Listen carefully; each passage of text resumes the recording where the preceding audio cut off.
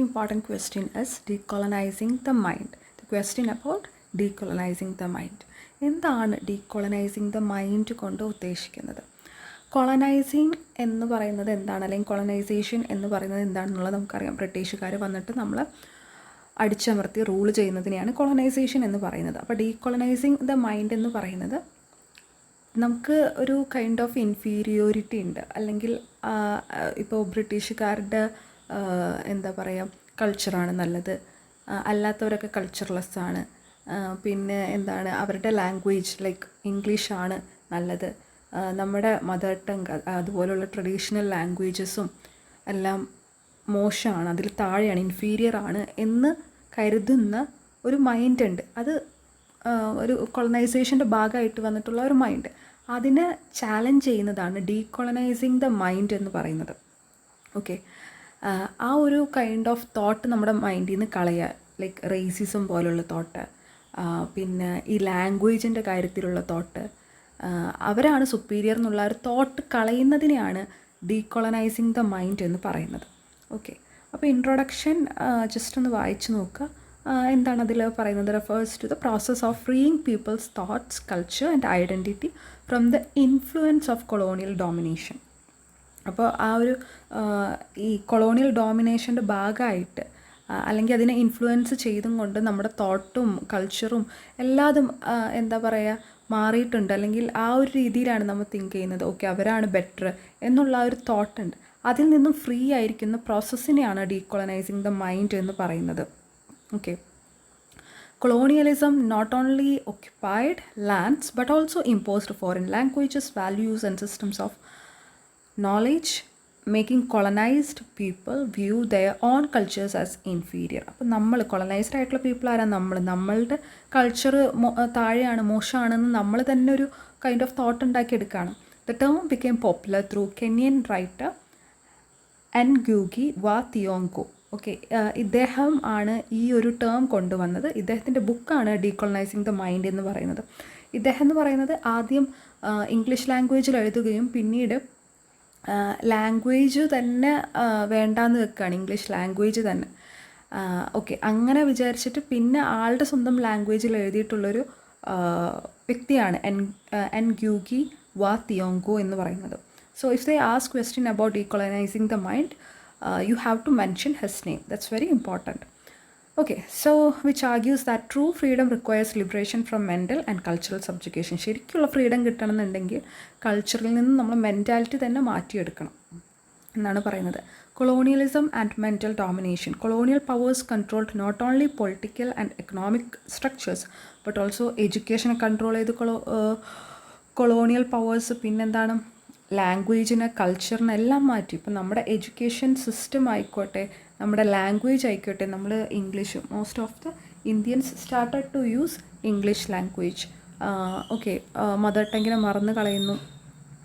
പിന്നെ ഞാൻ കണ്ടിട്ടുണ്ട് ഈവൻ കുട്ടികളെ ഇംഗ്ലീഷ് മാത്രം, ഓഫ് കോഴ്സ് ഇംഗ്ലീഷ് പഠിപ്പിക്കണം, ബൈലിംഗ്വലിസമാണ് അല്ലെങ്കിൽ മൾട്ടി ലിംഗ്വലിസമാണ് നമ്മൾ കൊടുക്കേണ്ടത്. നമ്മുടെ ലാംഗ്വേജിന് ഒരിക്കലും നമ്മൾ താഴ്ത്തി കാണരുത്. നമ്മുടെ ലാംഗ്വേജും ഇപ്പോൾ പുറത്തൊക്കെ പോവുകയാണെങ്കിൽ like if you have plan to stay in European countries or American countries, എവിടെയാണെങ്കിലും നിങ്ങൾ സ്റ്റേ ചെയ്യുന്നുണ്ടെങ്കിൽ കൂടിയും ഓഫ് കോഴ്സ് കുട്ടികൾ ഇംഗ്ലീഷ് പഠിച്ചോളും. അറ്റ് സെയിം ടൈം നമ്മുടെ സ്വന്തം ലാംഗ്വേജ് നമ്മൾ ലൈക്ക് മലയാളം നമ്മൾ പഠിപ്പിക്കാൻ, ലൈക്ക് നമ്മൾ സംസാരിച്ച് അവരെ പഠിപ്പിക്കണം. ഓക്കെ, അവർ അത് നന്നായി സംസാരിക്കണം.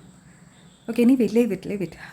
ഇപ്പോൾ എന്താണ് നമ്മൾ പറഞ്ഞു വന്നത്? Okay, through schools and literature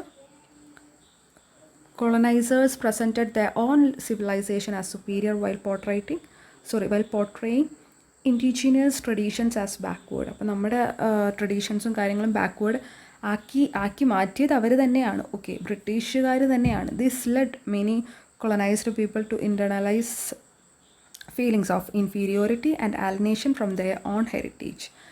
okay, അപ്പോൾ ആ കാര്യങ്ങൾ എഴുതാം. പിന്നെ ഇവിടെ വേണമെങ്കിൽ നിങ്ങൾക്ക് മറ്റേത് എഴുതാം. അവർ ഇമ്പോസ് ചെയ്തത് നമ്മുടെ മറ്റേ എന്താ പറയുക,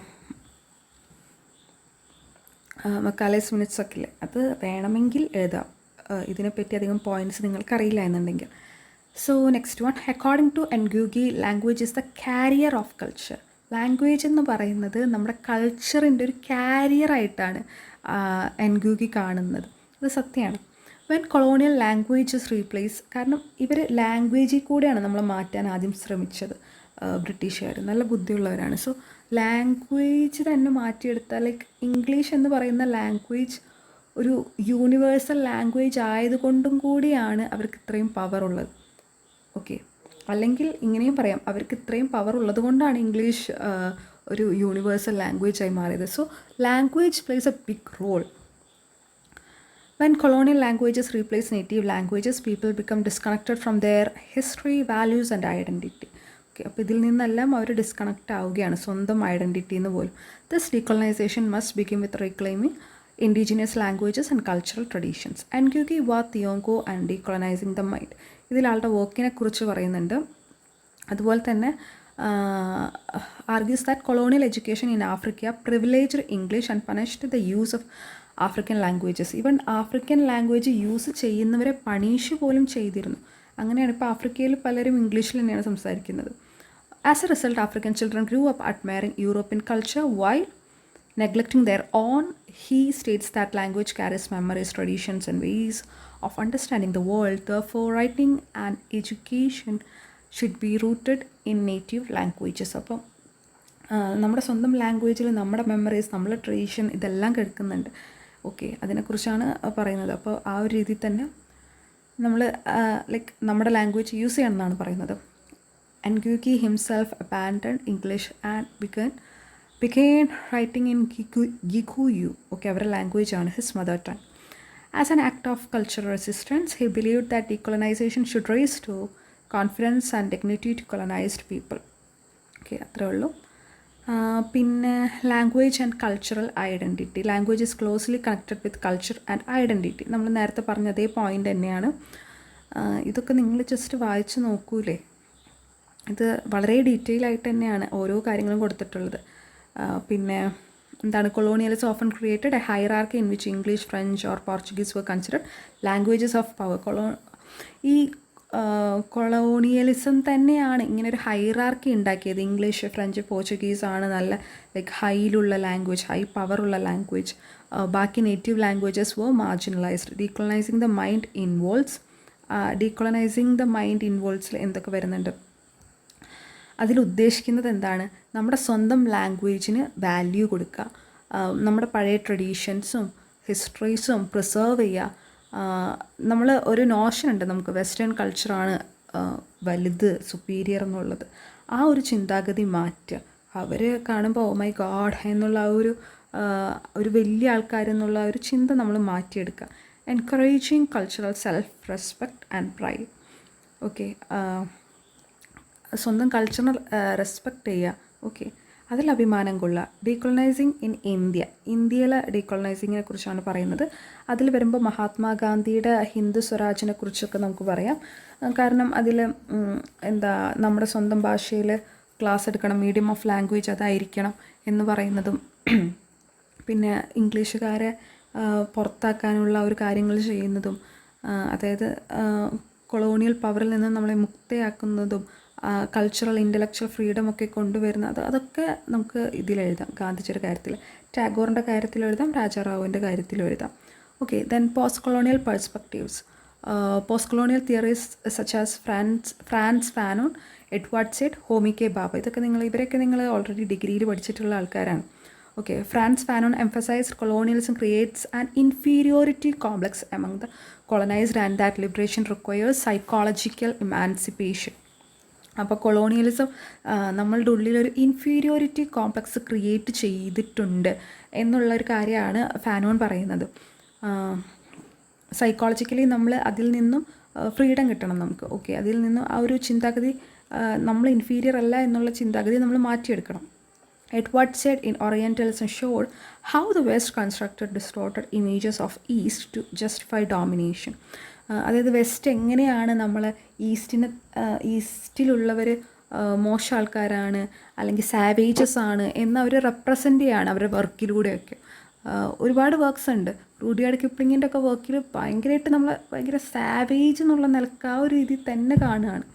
ഓക്കെ, അപ്പോൾ അത് വായിക്കുന്നവർക്ക് അങ്ങനെ ലൈക്ക് നമ്മളൊരാൾ തത്തമ്മേ പൂച്ച പൂച്ച എന്ന് പറയുമ്പോൾ നമ്മൾ ആ ഒരു രീതിക്ക് പോകുമല്ലോ. അപ്പോൾ അവരവരെ വർക്കിലൂടെയൊക്കെ അത് നടത്തിയിട്ടുണ്ട്. Homi K Bhabha discussed concepts like hybridity, cultural negotiation. Hybridity ഒക്കെ അറിയാലോ. Demonstrating that colonised societies create new identities rather than merely copying western models. അപ്പം നമ്മൾ വെസ്റ്റേൺ മോഡൽസിനെ കോപ്പി അടിക്കുന്നതിനേക്കാൾ നല്ലത് നമ്മൾ സ്വന്തമായിട്ട് നമ്മുടെ ഒരു ഐഡൻറ്റിറ്റി ഉണ്ടാക്കാനാണ് ഹോമി കെ ബാബ പറഞ്ഞിട്ടുള്ളത്. ഡീകൊളനൈസിങ് ലിറ്ററേച്ചർ ആൻഡ് എഡ്യൂക്കേഷൻ നിങ്ങൾ തന്നെ വായിച്ചാൽ മതി. ഓക്കെ, ഇനി നെക്സ്റ്റ് വരുന്നത് contemporary relevance. Even after political independence, cultural imperialism continues through globalisation and dominance of western media and knowledge systems. അതായത് ഈ പൊളിറ്റിക്കൽ ഇൻഡിപെൻഡൻസിന് ശേഷവും പിന്നെയും ഈ ബ്രിട്ടീഷുകാർ വന്നു പോയിട്ടും ലൈക്ക് ജോഗ്രഫിക്കൽ മാത്രമായിട്ടുള്ളൊരു ഇൻഡിപെൻഡൻസേ അല്ലെങ്കിൽ ഫ്രീഡമേ നമുക്ക് കിട്ടിയിട്ടുള്ളൂ. അപ്പോൾ അപ്പോൾ അവർ പോയിട്ടും നമ്മൾ ഇപ്പോഴും ലൈക്ക് അത് കണ്ടിന്യൂ ചെയ്യുന്നുണ്ട്. ഇമ്പീരിയലിസം, ഗ്ലോബലൈസേഷനിലൂടെയും അതുപോലെ തന്നെ western media and knowledge system ഇപ്പോഴും ഡോമിനൻറ്റ് പവറിൽ തന്നെയാണ് നിൽക്കുന്നത്. Decolonizing the mind remains relevant in preserving linguistic diversity, promoting indigenous knowledge, and resisting cultural homogenization.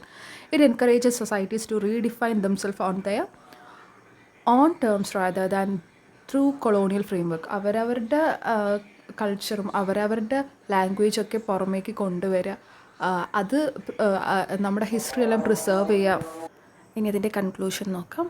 Decolonizing the mind is a process of reclaiming cultural identity, language and self-respect from the legacy of colonialism. കൊളോണിയലിസത്തിൽ നിന്നും നമുക്ക് നമ്മുടെ ലാംഗ്വേജും cultural ഐഡൻറ്റിറ്റിയും അതൊക്കെ regain ചെയ്തെടുക്കുക എന്നുള്ളതാണ് ഡീകൊളനൈസിങ് the mind കൊണ്ട് ഉദ്ദേശിക്കുന്നത്. As Ngugi wa Thiong'o argues, political independence alone is incomplete without intellectual and cultural liberation. Political independence മാത്രം ഉണ്ടായിട്ട് കാര്യമില്ല. ലൈക്ക് ഇപ്പോൾ നമ്മൾക്കിപ്പോൾ എന്താ പറയുക, ഒരു എക്സാമ്പിൾ പറയണം. നമുക്കിപ്പോൾ ഒരാളെ ഇഷ്ടമാണ്, പക്ഷേ ലൈക്ക് ഫിസിക്കലി ബന്ധമൊന്നുമില്ല, ലൈക്ക് ബ്രേക്കപ്പായി, പക്ഷേ മെൻ്റലി നമ്മുടെ മൈൻഡിൽ അത് കിടക്കുന്നുണ്ടെങ്കിൽ അത് അവിടെ തന്നെ കിടക്കും. ലൈക്ക് ആൾ വേറെ നാട് വിട്ടു എന്ന് പറഞ്ഞിട്ട് കാര്യമൊന്നുമില്ല. ഓക്കെ, അതുപോലെയാണ് ഇവിടെ പെട്ടെന്ന് ഒരു എക്സാമ്പിൾ പറഞ്ഞതാണ്, പെട്ടെന്ന് കണക്ട് ചെയ്യാൻ വേണ്ടിയിട്ട്. അപ്പോൾ അതാണ് ഇവിടെ പറയുന്നത്. Political independence alone is incomplete without intellectual and cultural liberation.